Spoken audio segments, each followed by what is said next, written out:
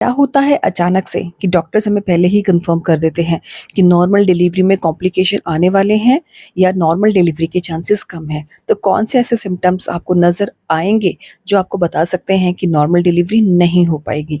तो आइए फ्रेंड, इस मोस्ट रिक्वेस्टेड वीडियो को हम शुरू करते हैं। उससे पहले कमेंट बॉक्स में ज़रूर बताइएगा कि बच्चे की पोज़ीशन क्या आई है आपके अल्ट्रासाउंड में। जी हाँ फ्रेंड, मोस्ट इम्पोर्टेंट होता है बच्चे की पोज़ीशन। अगर बच्चा 9वें महीने तक यानी कि डिलीवरी डेट के आस-पास तक डिलीवरी डेट के आसपास तक अपनी पोजीशन को चेंज नहीं करता है, नीचे की ओर अपना सर एंगेज नहीं करता है, तो नॉर्मल डिलीवरी के चांसेस बहुत ज़्यादा कम हो जाते हैं। बच्चे का सर नीचे की ओर आना, बच्चे यानी कि मुंह पर आना सबसे ज़्यादा ज़रूरी होता है। उसके बाद ही नॉर्मल डिलीवरी के चांसेस आपके बढ़ते हैं।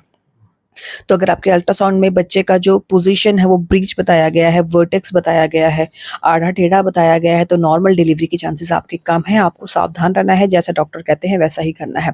उसके बाद प्लेसेंटा की पोजीशन। जी हाँ फ्रेंड्स, प्लेसेंटा की पोजीशन भी बहुत ज़्यादा इंपॉर्टेंट रोल प्ले करती है नॉर्मल डिलीवरी में। अगर लो लिंग प्लेसेंटा, प्लेसेंटा प्रीविया यानी कि जो प्लेसेंटा है वो नीचे की ओर है, बच्चेदानी के मुँह को कवर कर रहा है या बच्चेदानी के मुँह के आस-पास ही है, तो नॉर्मल डिलीवरी में दिक्कत आती है। ऐसे में आपकी पहले भी डिलीवरी हो सकती है, यानी कि 9वें महीने से पहले 8वें महीने के एंड या 9वें महीने के स्टार्टिंग में भी डिलीवरी आपकी हो सकती है, क्योंकि ऐसे में हैवी ब्लीडिंग की दिक्कत रहती है और बच्चे का जैसे-जैसे वज़न बढ़ता है, बच्चे के अंदर स्पेस कम हो जाता है, तो दिक्कत ज़्यादा बढ़ सकती है। तो डॉक्टर आपका पहले भी सिज़ेरियन के ज़रिए बच्चे को बाहर निकाल सकते हैं, तो चांसेस इसमें भी आपके कम रहते हैं।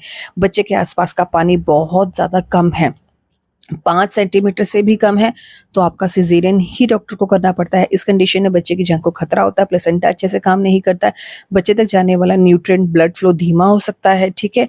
जो गर्भनाल है, उसकी जो वेसल्स हैं, वो सिकुड़ सकती हैं, तो जल्दी से आपके बच्चे को बाहर निकालना पड़ सकता है और हद से ज़्यादा यानी कि बॉर्डर लाइन से ऊपर यानी कि बहुत ज़्यादा है आपके गर्भ में पानी, तो इस कंडीशन में भी दिक्कत बढ़ सकती है।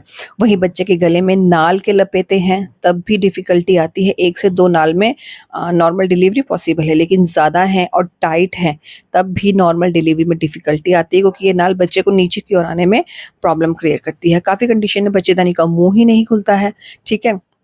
अगर बच्चेदानी का मुँह 10 सेंटीमीटर तक नहीं खुला है, तब भी नॉर्मल डिलीवरी में डिफ़िकल्टीज़ आती हैं, क्योंकि आजकल की जनरेशन में हो ही ऐसा रहा है कि एक्टिव हम रहते नहीं हैं, जिस कारण बच्चा नीचे की ओर खिसकता नहीं है या फिर बच्चेदानी का मुँह प्रॉपर तरीके से नहीं खुलता। अगर ये प्रॉब्लम आ रही है, तो ये जेन्युइन है, आपकी नॉर्मल डिलीवरी नहीं हो पाएगी। लेकिन कई बार डॉक्टर आपको मेडिसिन देते हैं या मेडिसिन प्राइवेट एरिया में रखते हैं, जिससे कि डायलाटेशन जल्दी से होता है और पेन्स आपको एकदम से आने लगते हैं।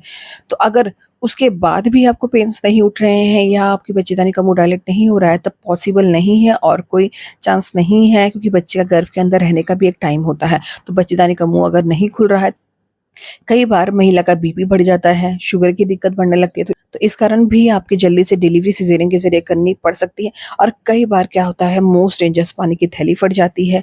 पानी की थैली फटना यानी कि आपको अब डॉक्टर के पास जाना है, जैसा डॉक्टर आपको कहते हैं वैसा ही आपको करना है।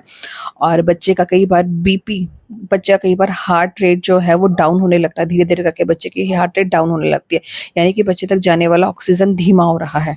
इस कारण भी कई बार आपका सिज़ेरियन जल्दी से करना पड़ता है, क्योंकि बच्चे की जान को खतरा होता है। जब बच्चे का हार्ट बीट ही डाउन जा रहा है, बच्चे की दिल की धड़कन ही डाउन जा रही है, तो डॉक्टर को इमरजेंसी में सिज़ेरियन आपका करना पड़ सकता है। तो जैसा डॉक्टर आपको कहते हैं वैसा ही आपको करना है। साफ-सफाई का ध्यान रखें, क्योंकि इन्फेक्शन अगर आपकी योनि में होगा तब भी नॉर्मल डिलीवरी के चांसेस घट जाते हैं। यूटीआई की दिक्कत होगी तब भी चांसेस घट जाते हैं। तो खूब सारा पानी पीजिए, हाइड्रेटेड रहिए और किसी प्रकार की दिक्कत आने में सिर्फ़ और सिर्फ़ डॉक्टर से मिलिए, डॉक्टर की सलाह लीजिए। खुद से आपको डॉक्टर नहीं बनना है, ना ही घरवालों की माननी है। वेल, कौन-सा महीना है आपका? कमेंट बॉक्स में बताना बिल्कुल ना भूलिएगा।